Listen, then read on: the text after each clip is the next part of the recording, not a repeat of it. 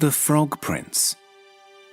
In the olden time, when wishing was some good, there lived a king whose daughters were all beautiful, but the youngest was so lovely that even the sun, that looked on many things, could not but marvel when he shone upon her face.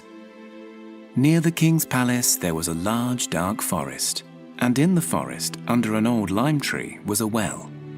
When the day was very hot, the princess used to go into the forest and sit upon the edge of this cool well.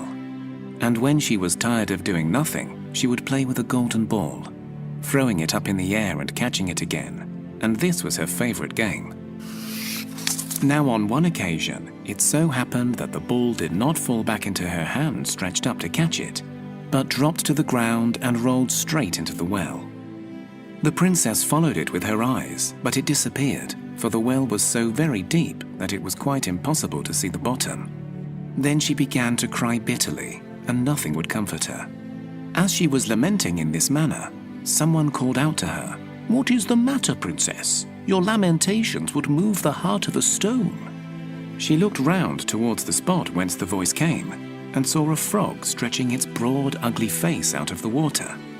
"Oh, it's you, is it, old Splasher? I am crying for my golden ball which has fallen into the water." "Be quiet then and stop crying," answered the frog. "I know what to do. But what will you give me if I get you back your plaything?"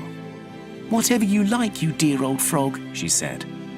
"My clothes, my pearls and diamonds, or even the golden crown upon my head." The frog answered, "I care neither for your clothes, your pearls and diamonds, nor even your golden crown. But if you will be fond of me, and let me be your playmate, sit by you at table, eat out of your plate, drink out of your cup, and sleep in your little bed, if you will promise to do all this, I will go down and fetch your ball." "I will promise anything you like to ask, if only you will get me back my ball."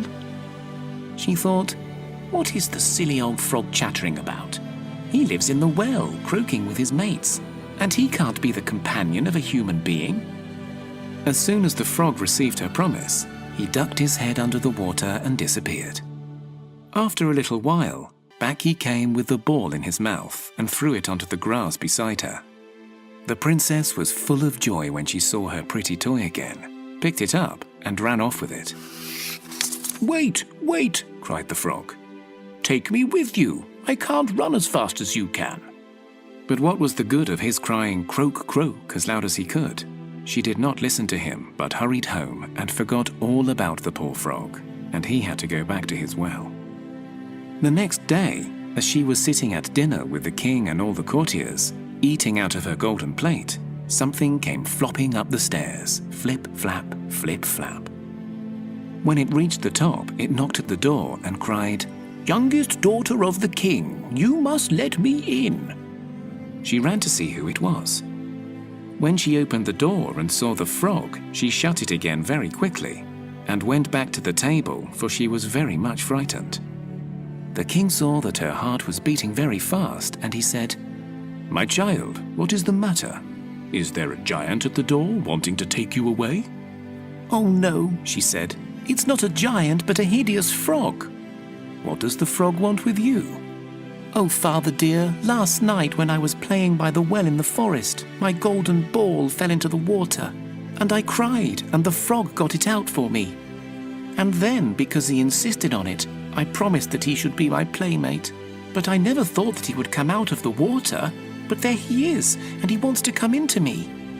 He knocked at the door for the second time and sang, "Youngest daughter of the king, take me up, I sing. Know'st thou not what yesterday thou to me didst say? By the well in forest dell, youngest daughter of the king, take me up, I sing."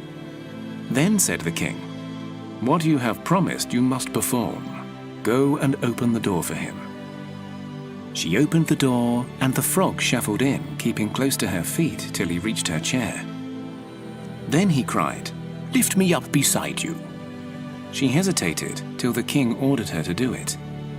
When the frog was put on the chair, he demanded to be placed upon the table, and then he said, "Push your golden plate nearer that we may eat together." She did as he asked her, but very unwillingly, as could easily be seen. The frog made a good dinner, but the princess could not swallow a morsel. At last he said, "I have eaten enough and I am tired. Carry me into your bedroom and arrange your silken bed that we may go to sleep." The princess began to cry, for she was afraid of the clammy frog, which she did not dare to touch, and which was now to sleep in her pretty little silken bed. But the king grew very angry and said, "You must not despise anyone who has helped you in your need." So she seized him with 2 fingers and carried him upstairs, where she put him in a corner of her room. When she got into bed, he crept up to her and said, "I am tired and I want to go to sleep as well as you. Lift me up or I will tell your father." She was very angry, picked him up and threw him with all her might against the wall, saying, "You may rest there as well as you can, you hideous frog." But when he fell to the ground, he was no longer a hideous frog, but a handsome prince with beautiful friendly eyes. And at her father's wish, he became her beloved companion and husband. He told her that he had been bewitched by a wicked fairy, and nobody could have released him from the spells but she herself. Next morning, when the sun rose, a coach drove up, drawn by 8 milk-white horses, with white ostrich plumes on their heads and golden harness. Behind stood faithful Henry, the prince's body servant. The faithful fellow had been so distressed when his master was changed into a frog that he had caused 3 iron bands to be placed around his heart, lest it should break from grief and pain. The coach had come to carry the young pair back into the prince's own kingdom. The faithful Henry helped both of them into the coach and mounted again behind, delighted at his master's deliverance. They had only gone a little way when the prince heard a cracking behind him, as if something were breaking. He turned around and cried, "Henry, the coach is giving away! No, sir, the coach is safe, I say. A band from my heart has fallen in twain, for long I suffered woe and pain. While you a frog within a well, enchanted were by witch's spell." Once more he heard the same snapping and cracking, and then again. The prince thought it must be some part of the carriage giving way, but it was only the bands round faithful Henry's heart which were snapping, because of his great joy at his master's deliverance and happiness.